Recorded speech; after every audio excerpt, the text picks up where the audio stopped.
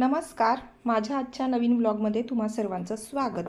तर आज आहे मार्गशीर्ष महिन्यातला पहिला गुरुवार आणि गुरुवार म्हटलं तर माता महालक्ष्मीचा दिवस। तर आजच्या अशा शुभ दिवशी उंबरठा पूजन तर करायलाच पाहिजे नाही का। तर इथे माझी सकाळची पूजा वगैरे आटोपली, त्यानंतर उंबरठ्याचं पूजन मी करते। छान हळदीचं लेपन केलेलं आहे।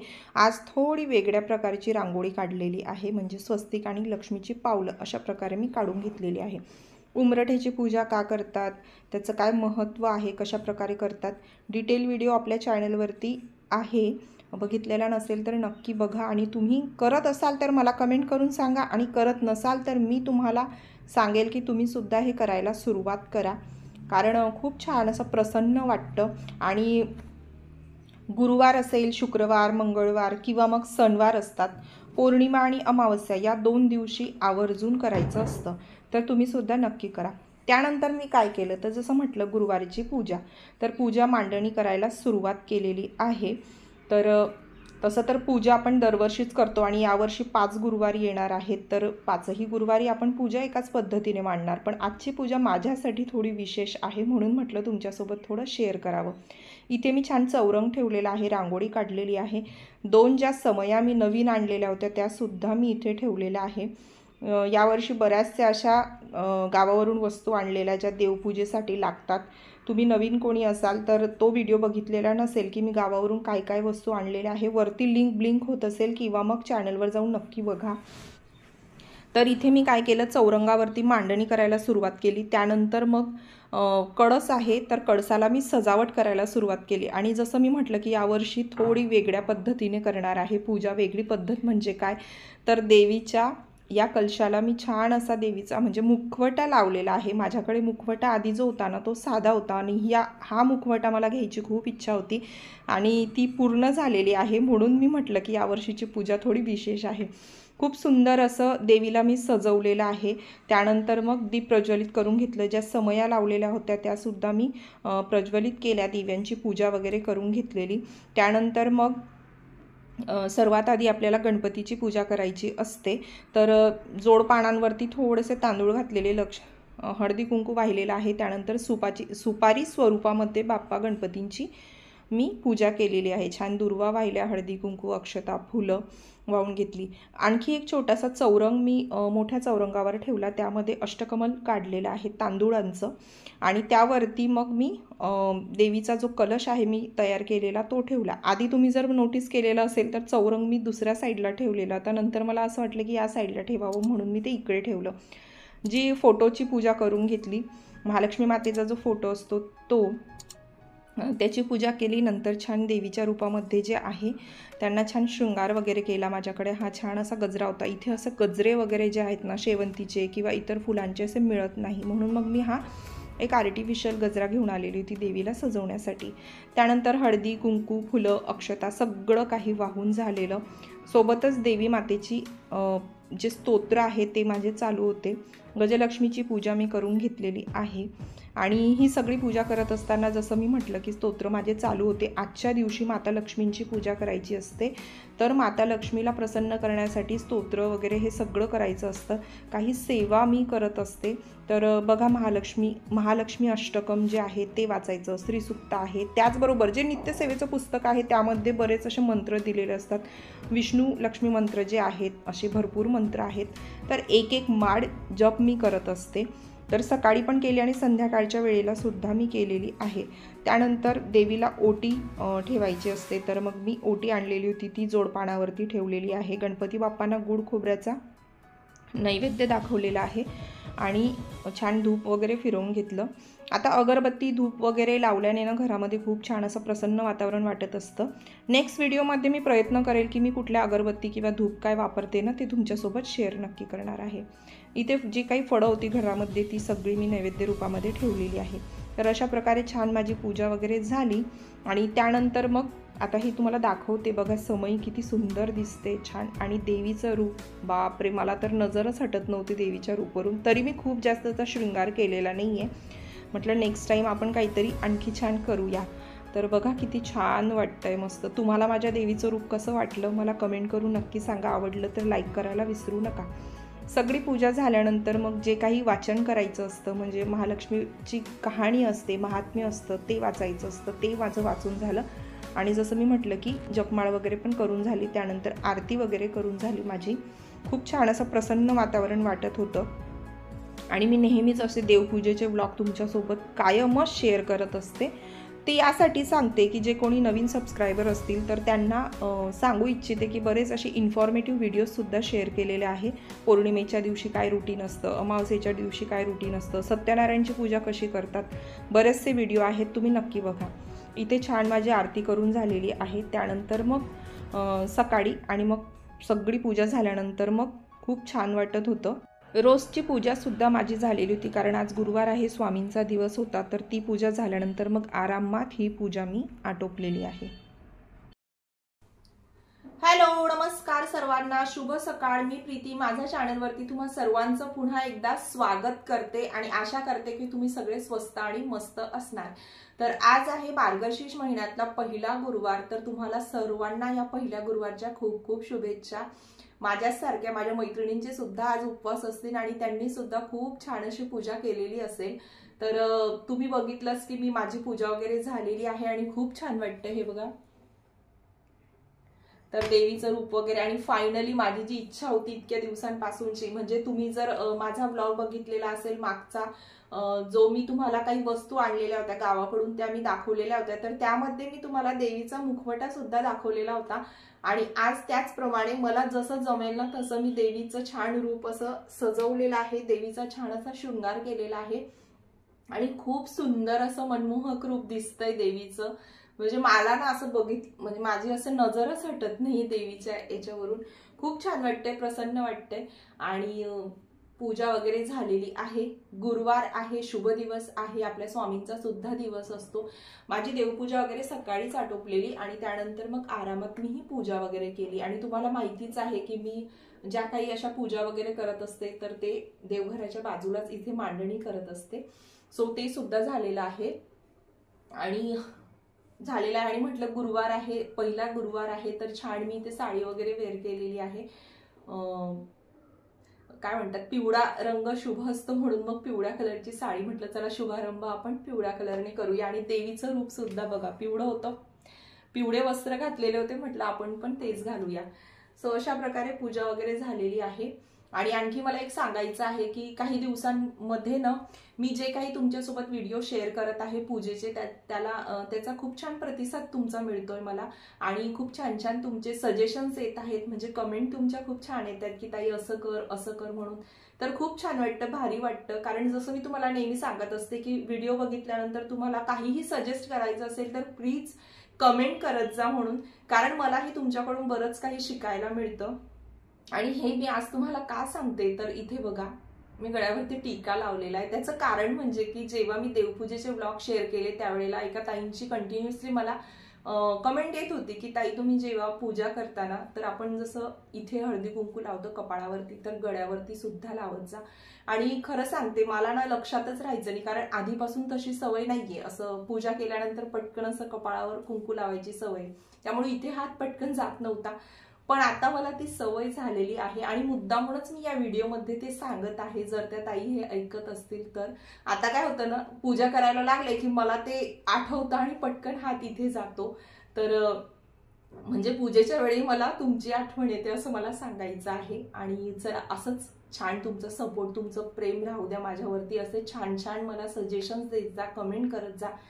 पूजेमध्ये काहीही चुकलं तर प्लीज कमेंट करून मला करेक्ट करा, कारण मला सुद्धा म्हणजे असं नाहीये की नेहमी पूजा करतो, पण बऱ्याच वेळा आपल्या हातून काही ना काही चुका होत असतात. सो प्लीज कमेंट करून मला नक्की सांगा माझ्या आजच्या या देवीचं रूप तुम्हाला कसं वाटतंय, तर ते सुद्धा मला कमेंट करून नक्कीच सांगा. देवीचा मुखवटा, देवीचा शृंगार तुम्हाला कसा वाटला ते मला सांगा. सो पूजा वगैरे झालेली आहे आणि आता बरीचशी कामं माझी बाकी आहेत. तर आजच्या व्लॉग मध्ये काय काय होणार आहे, म्हणजे आज संध्याकाळपर्यंत मी काय काय करणार आहे ना, ते मी आज तुमच्यासोबत शेअर करणार आहे.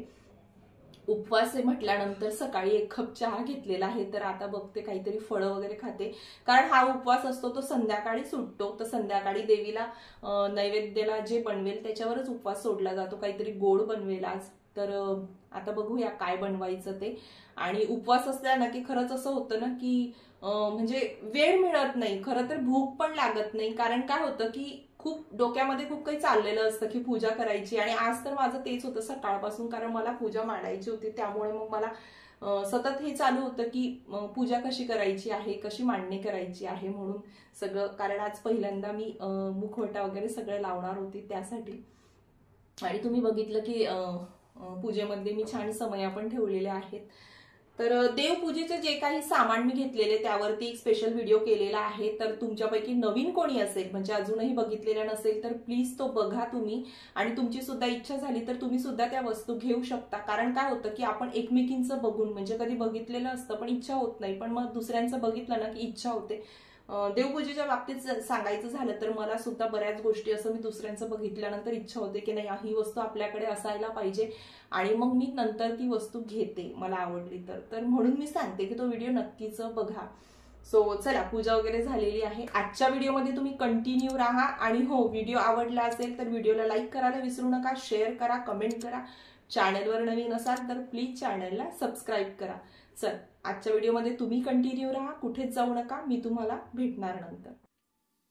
ही वेळ आहे संध्याकाळची आणि नैवेद्य मला तयार करायचा होता, उपवास होता. तर त्यासाठी मग मी आज भरीत बनवणार आहे, खानदेश पद्धतीचं भरीत. आणि त्याच्यासोबत साईडला जर तुम्ही बघू शकत असाल तर मी खीर बनवणार आहे. कारण प्रत्येक गुरुवारी आपल्याला काहीतरी नैवेद्य बनवायचं आहे, म्हणजे गोड काहीतरी बनवायचं आहे. तर आज पहिलाच गुरुवार होता म्हणून मी तांदळाची खीर बनवलेली आहे. आता नेक्स्ट गुरुवारी बघूया काय बनवतं ते. तर एका साईडला खीर होत होती, एका साईडला मी भरीतला फोडणी देत होते. आणि त्यानंतर भरीत म्हटलं तर पुरी तर पाहिजेच. मला भरतासोबत पुरी प्रचंड आवडते म्हणून मी इथे पुऱ्या तळून घेत होती. आणि सर्वात आधी मी देवीसाठी नैवेद्य करून घेतला, म्हणजे गरमागरम पुरी वगैरे तळून घेतली. कारण त्यानंतर आणखी मला काही सेवा करायच्या होत्या. तर म्हटलं आधी नैवेद्य दाखवूया आणि नंतर मग आपण जेवणाला बसूया. तर इथे मी आपली कणकेची जी पुरी असते ती पुरी आणि कणण्याची पुरी अशा दोघी प्रकारच्या पुरी मी बनवलेली होती. आणि इथे जर तुम्ही बघत असाल तर नैवेद्याचं ताट मी तयार करत आहे. हे खूप छान असं नैवेद्यासाठी मी ताट आणलेलं होतं. वाट्या छोट्या छोट्या आहेत, मस्त ताट आहे. आणि आणखी छोट्या छोट्या प्लेट्ससुद्धा आहेत. तर त्यामध्ये मी सगळं ते काढून घेतलं. गोमातासाठी मी आधीच नैवेद्य काढून ठेवलेला.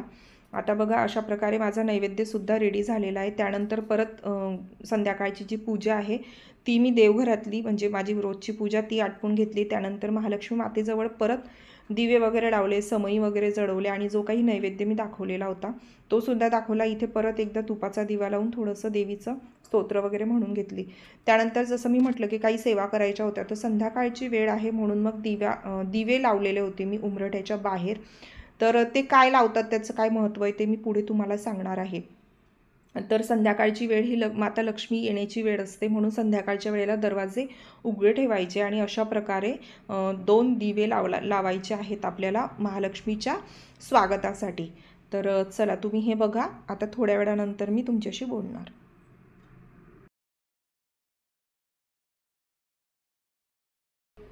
तर आता मी उपवास सोडला, म्हणजे आमच्या सगळ्यांची जेवण झाली. आणि नैवेद्यामध्ये काय होतं, म्हणजे आज जेवणामध्ये काय मेनू होता ते पण तुम्ही बघितलं. मस्त भरीत केलेलं होतं, भरीत आणि पुरी केलेली होती. आणि गोडमध्ये तांदळाची खीर मी केलेली होती. कारण आता दर गुरुवारी खीर ही बनवणारच, कारण गोड काहीतरी पाहिजे असतं. आणि देवी मातेला खीर ही खूप आवडते त्यामुळे. सो आज तांदळाची खीर केली. नेक्स्ट टाइम बघूया काय करायचं ते. तर खूप छान असा दिवस होता आजचा. मार्गशीर्ष महिन्यातला माझा पहिला गुरुवार, पहिला उपवास खूप छान गेलेला आहे. आणि जसं मी तुम्हाला दाखवलं, आता संध्याकाळी सुद्धा मी उंबरठ्यावरती दिवे लावलेले. तर मला त्याबद्दल सांगायचंय तुम्हाला की सकाळी आपण पूजा करतो, जर तुम्ही उंबरठा पूजन करत असाल तर त्यावेळेला जशी आपण पूजा करतो आणि छान दिवे वगैरे लावतो ना, तर संध्याकाळी जेव्हा आपण देवाजवळ दिवा लावतो त्याच वेळेला, म्हणजे ज्या वेळेला आपण म्हणतो की लक्ष्मी येण्याची वेळ असते, त्याच वेळेला दरवाजावरती दिवे लावायचे. 2 दिवे लावायचे. तुम्ही तेलाचा कुठलंही जे काही तेल वापरत असणार ते, आणि आपली तेलामध्ये 2 लवंग टाकायचे, म्हणजे 2 दिवे लावायचे आणि त्याच्यामध्ये लवंग टाकायची. आणि ते दिवे छान उंबरठ्यावरती लावायचे. आता ह्या सेवा का करतात, तर बघा माता लक्ष्मीला लवंग ही खूप प्रिय आहे. त्यामुळे माता लक्ष्मीला प्रसन्न करण्यासाठी ह्या छोट्या छोट्या सेवा करायच्या असतात. आता तुम्हाला पटलं, आवडत असेल तर तुम्ही नक्की करा. नाहीतर मग सोडून द्या. मी तरी एवढंच सांगेल. काय होतं ना की बऱ्याचशा गोष्टी आपल्याला माहीत नसतात आणि नवीन नवीन काहीतरी शिकायला मिळतं. मलाही अशा नवीन काही गोष्टी शिकायला मिळतात. म्हणजे जेव्हा मी ऐकते ना त्यावेळेला मला करावं असं वाटलं तर मी नक्कीच करते. खूप काही असं काय काय करतात, पण जे पटलं आणि जे इझिली आपण करू शकतो ना त्या गोष्टी मी करते.